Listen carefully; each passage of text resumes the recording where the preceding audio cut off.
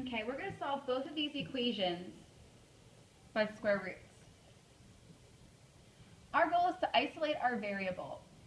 In our first example right here, r squared equals 96, our variable is already by itself. It just has the power of 2. To undo a power of 2, we're going to take the square root of each side. The square root and the power of 2 cancel each other out. They are inverse operations. And I'm left with r equals. Now because I'm solving an equation and doing a root, an even root, I have to have the plus or minus symbol. The square root of 96. This could be my final answer, but I need to make sure that this won't simplify any farther.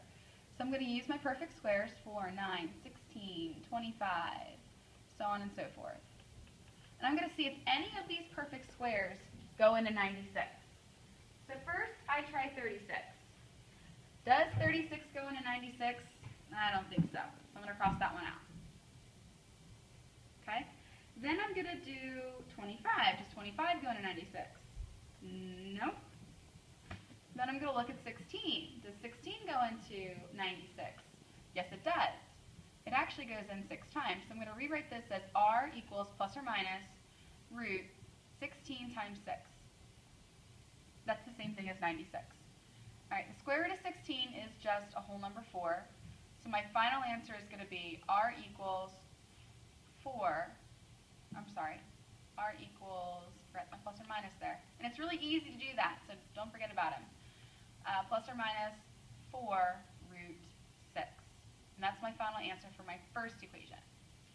My second equation looks very similar to my first equation, except they've added a 1 right here. So the first thing I'm going to do is subtract 1 from each side. That's going to leave me with a squared equals 1.